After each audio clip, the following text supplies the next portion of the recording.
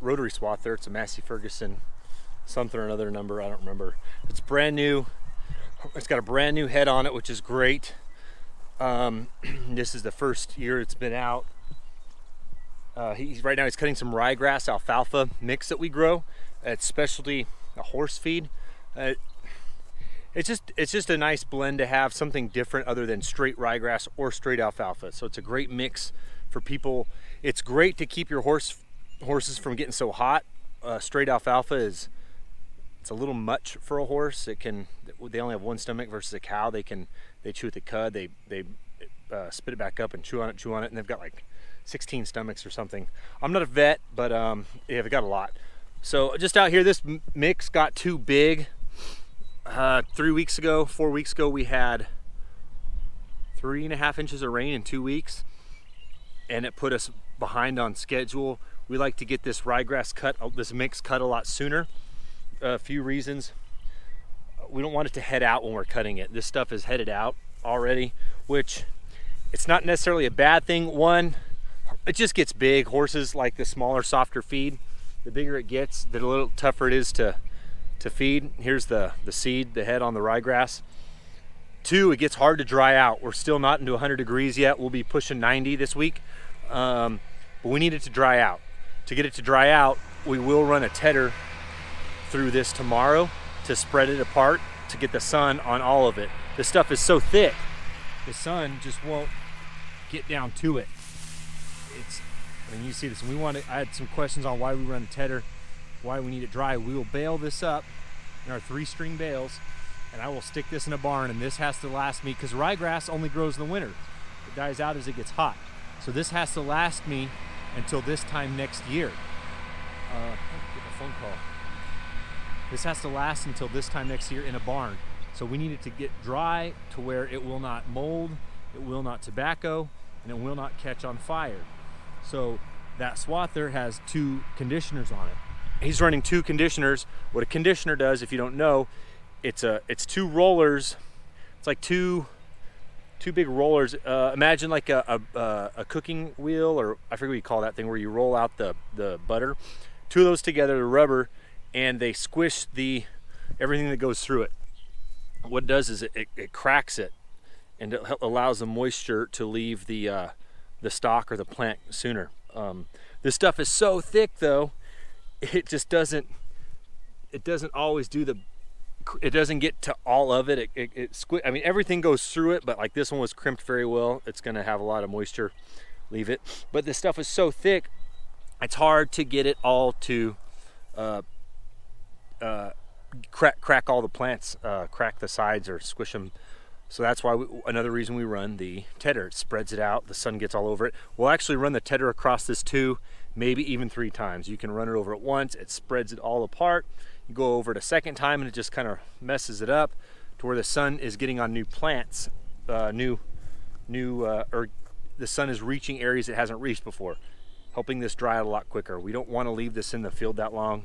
The longer it's in the field, the more we lose color, and then regrowth starts coming up as well. That's another issue. Now when we go through and we bale this after it's laid out here for 6 to 7 days, that baler, as it's going, it's picking up regrowth, and that's getting up in the bale itself as well. We don't want that, because that's a lot of moisture inside that bale. For every blade of grass or piece of alfalfa that's stuck up in there, that's a lot of moisture in that bale. We do not want that. Can cause mold, tobaccoing, and worst case is a fire. Because these are going in large barns with a lot of feed around them, it does create a possibility of a fire to happen. Everyone asks, how did you get a fire? I'm not a scientist, but you just get moisture in a highly packed, a lot of pressure area with this green feed, and it gets hot and essentially cooks itself, and then whoosh, catches on fire. In big bales, it happens, it's a lot more, it's easier to happen in big bales. Small bales, it doesn't happen as easily because it's a small bale. The pressures aren't the same, and there's a lot less volume in a small bale of hay versus a big bale. So just out here checking on this stuff. My sister's calling me now. Checking on this stuff, just watching him run. Thought it'd be nice to make a video. Yeah, I hope you guys enjoy this. I get to change a flat tire. might as well film it, right? Anyways, yeah, if you have any questions, just ask away. All right, well, during the filming, I heard a hissing sound. It wasn't a snake. It was a tire. Llanta in Espanol. One llanta. Cade's on his way here. I'm lazy. He's got a compressor on his truck.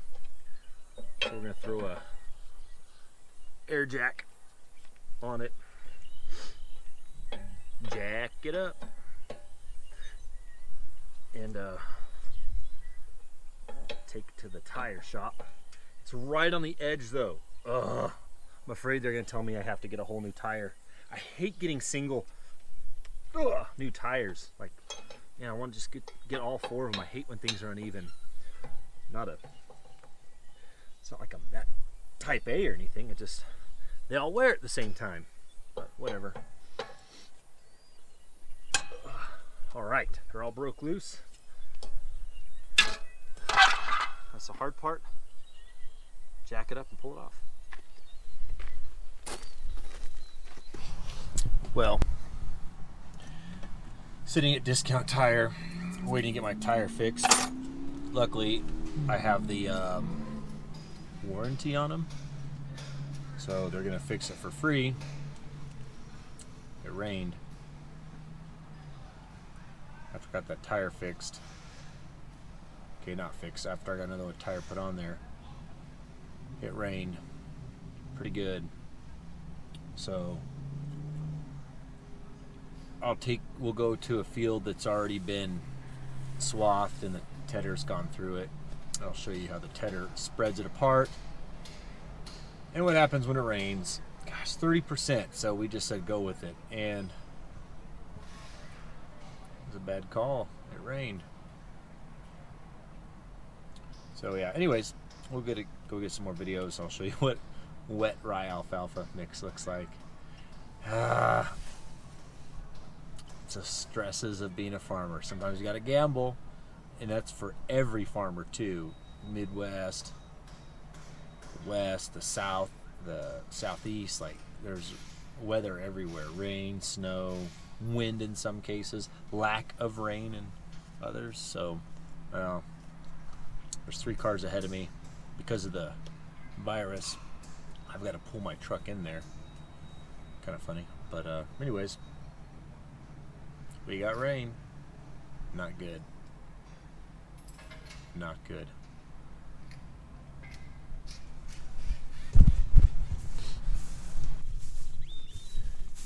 All right, now that you've seen the swather going through a field cutting hay, this is what, laying it down, cutting it, whatever, this is what a field looks like after the tedder's been through it.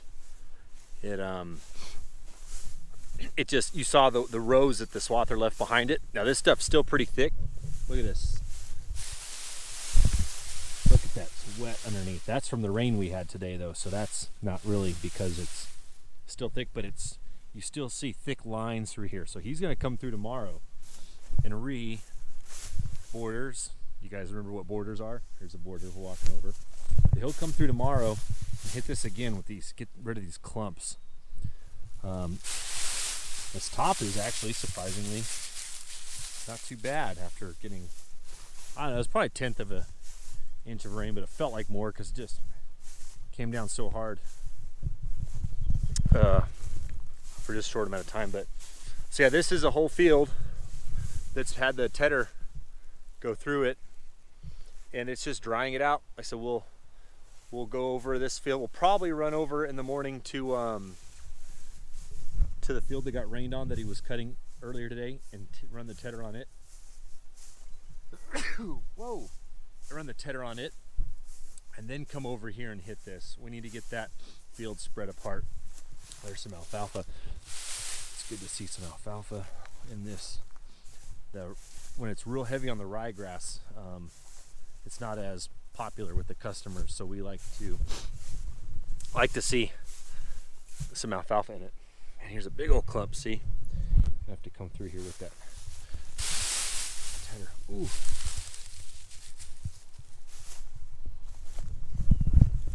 So, yeah, at least it's, even after the rain, the sun came out. You see there's not very many clouds in the sky right now. It's already drying the top out, so that tedder will come through here, spread it all out, and it will start the process all over again.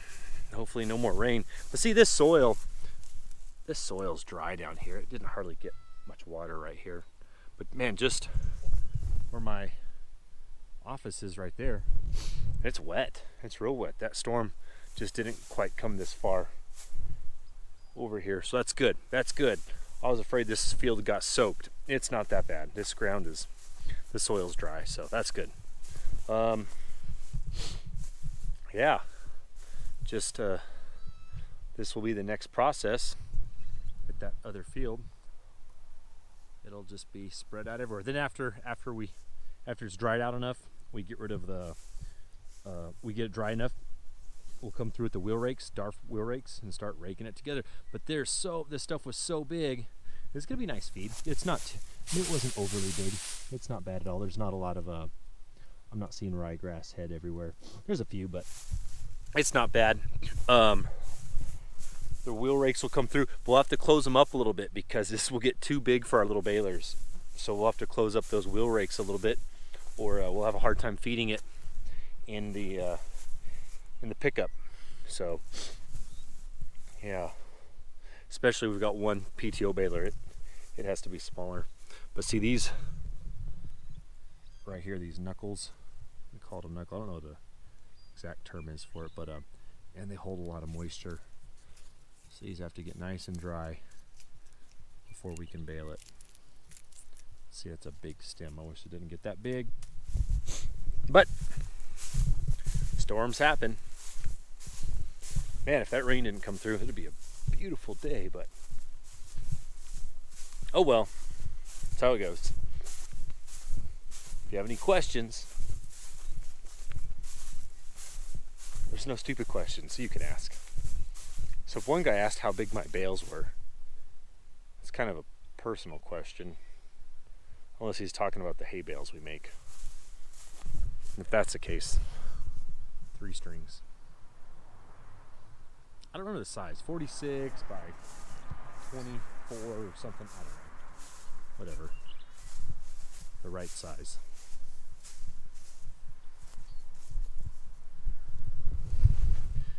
Happy Easter, everyone.